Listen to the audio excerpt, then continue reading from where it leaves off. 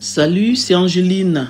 Bienvenue sur la MP Magistère, la chaîne de la résistance des parents et des grands-parents, la chaîne de l'éducation positive, l'arbre à palabres.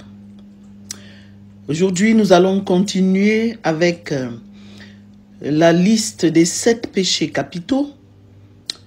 Et le péché de cette vidéo, c'est l'envie. L'envie est un grave vice qui nous brûle de l'intérieur et provoque une douleur étrange lorsque les autres réussissent. L'envie est liée à un vif désir pathologique d'avoir, de posséder les choses qui ne nous appartiennent pas. L'envie de posséder l'autre, ses biens, sa femme, sa voiture, son argent. L'envie est toujours liée donc à un désir profond d'arracher ce qui appartient à autrui. C'est un vice qui génère une émotion nocive, éprouvée par celui qui désire intensément posséder le bien d'autrui. L'envie génère la convoitise, la rivalité, la jalousie, le ressentiment, la détestation et même la haine des autres. Dans la Bible, les exemples sont légion. Le meurtre d'Abel par Caïn, Joseph qui est vendu par ses frères, jaloux et envieux, Jésus-Christ qui est livré par Judas.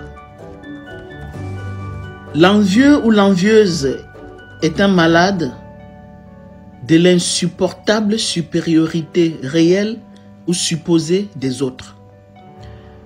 L'envieux est son prochain qui possède quelque chose qui lui manque. On désire posséder exactement ce que possède son voisin. On entre en compétition malsaine. On se compare aux autres, à son frère, à son ami, à sa sœur, à sa cousine. Et la compétition peut se faire sur tout et n'importe quoi. Comme je le disais plus haut, compétition de voitures, de maisons, de vêtements, de sacs à main et d'autres stupidités. On envie telle copine parce qu'elle a un mari qui est comme ci ou comme ça, qui a ceci ou cela. J'envie mon frère qui a des enfants intelligents. Je le hais. Sa femme est belle et intelligente. Je la hais. L'envie peut se cristalliser sur des choses parfois bêtes, complètement dingues. L'envieux ou l'envieuse n'a pas une grosse estime de soi. Il se dévalorise lui-même et nourrit un complexe d'infériorité, nourrit de la haine, de la jalousie. Les conséquences peuvent être désastreuses. La personne envieuse peut devenir même sadique et se réjouir des pertes et des malheurs des autres. Tel est malade, bien fait pour lui, je suis contente parce qu'il pensait être arrivé. Tel a deuil, je me réjouis parce qu'il a deuil. Vous voyez, c'est tellement bête parce que nous sommes tous soumis au problème de la condition humaine, à un moment ou à un autre de nos vies. Alors, plutôt que de chercher à améliorer sa propre condition, l'envieux ou l'envieuse attend que la condition des autres empire. Il attend, il rêve que les autres aillent mal, que quelqu'un qui a de l'argent n'en est plus qu'un homme d'affaires tombe. Saint Thomas d'Aquin décrit une certaine progression de l'envie avec un début, un milieu et une fin. Il dit ceci: au début, on s'efforce d'amoindrir la gloire d'autrui, soit secrètement, par chuchotement malveillant, soit ouvertement par diffamation. Au milieu, c'est la volonté de diminuer la gloire d'autrui. Soit l'on y réussit et l'on jubile d'avoir causé des difficultés, soit l'on échoue et l'on est déçu de voir la réussite de l'autre se perpétuer. Ceci peut créer une haine irascible. Toujours selon Thomas d'Aquin, la haine peut être une extension de l'envie dès lors que la tristesse conçue de la supériorité des autres s'amplifie jusqu'à leur vouloir du mal.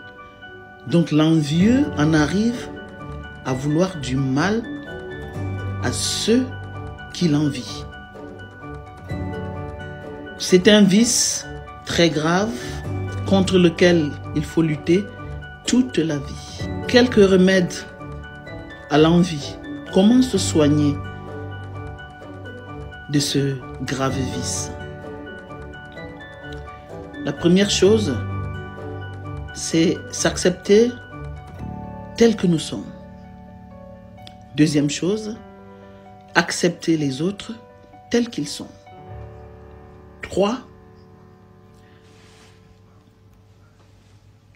reconnaître que les doigts de la main ne se valent pas. 4, se dire que chacun a son histoire, chacun a son destin. 5, arrêter de se comparer aux autres. 6, ne jamais rentrer dans un esprit de concurrence et de compétition. 7, plutôt que d'envier son frère qui n'est pas forcément heureux parce que sa femme est belle.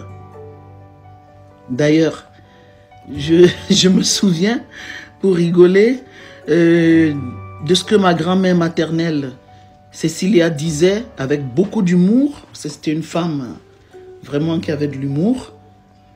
Elle disait ceci: l'homme qui a épousé une laide femme est plus heureux que celui qui a épousé un canon de beauté. Parce que le mari de la femme belle, entre guillemets, puisque la beauté et la laideur sont relatives, le mari de la femme belle devra affronter tous les jours que Dieu a créé des envieux, des rivaux qui tenteront de la lui enlever.